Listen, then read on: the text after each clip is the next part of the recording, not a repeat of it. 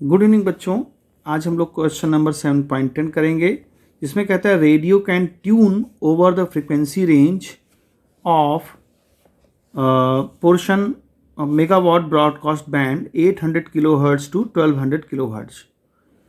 If its LC circuit has an effective inductance of 200 microhenry, what must be the range of the variable capacitor?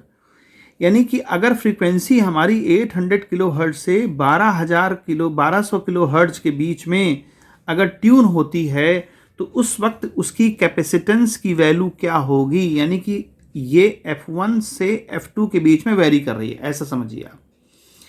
F1 से F2 तक very कर रही है, तो हमें जो चाहिए वो उसकी कैपेसिटेंस चाहिए कि वेरिएबल कैपेसिटेंस हमारे पास क्या होगा। तो देखिए बच्चों, कोई खास इतने कठिनाई वाला सवाल नहीं है। हमको जो दे रखा है वो फ्रीक्वेंसी दे रखा है। मान लीजिए F1 दिया हुआ है हमारे पास 800 किलो हर्ट्ज और दूसरी फ्रीक्वेंसी दिया हुआ है ट्यून करने के लिए 1200 किलो हर्ट्ज। तो यहां पर जो नेचुरल फ्रीक्वेंसी है ट्यूनिंग के लिए, हमें मालूम है कि नेचुरल फ्रीक्वेंसी फ्री ऑसिलेशन की इक्वल होनी चाहिए रेडियो वेव की फ्रीक्वेंसी से, जब ही वो हमको मिलेगा ऑसिलेशंस जो हम चाहते हैं।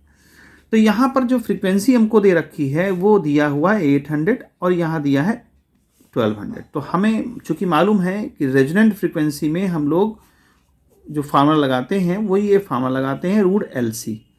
अब अगर इसको स्क्वायर और करके अगर इसको सॉल्व करें तो C की जो वैल्यू आएगी वो आ जाएगी 4 पाई स्क्वायर F स्क्वायर और L, ये आ जाएगा। चूंकि हमें SC निकालना था तो अब C हम निकालेंगे इस फ्रीक्वेंसी पर, तो उसको हम लिख दें C1।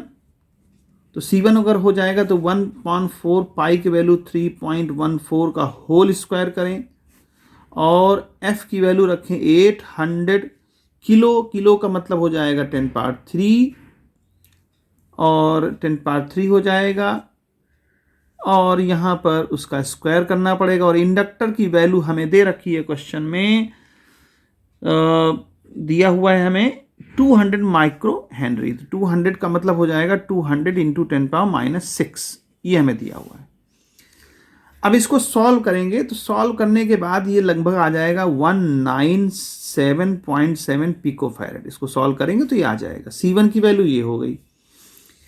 अब इस फ्रीक्वेंसी पे हमें कैपेसिटेंस की वैल्यू क्या मिलेगी, तो इसको भी अगर हम सॉल्व करेंगे 4 इंटू 3.14 का होल स्क्वायर और 800 की जगह अब किया जाएगा 1200 इंटू 10 पावर 3 का होल स्क्वायर और इंटू 200 सेम रहेगा। जब इसको सॉल्व करेंगे तो ये हमारे पास लगभग आ जाएगा 88.7 पिकोफैरेड। इसका मतलब आपके पास जो फ्रीक्वेंसी हो गई वो आपकी आ गई, जैसे C हमारी नेचुरल फ्रीक्वेंसी है और वहाँ से रेंज से बढ़ के C1 से हमारी C2 ये हो। देखिए इस फ्रीक्वेंसी पर कैपेसिटेंस की वैल्यू ज़्यादा है, इसलिए C1 की वैल्यू ज़्यादा होगी।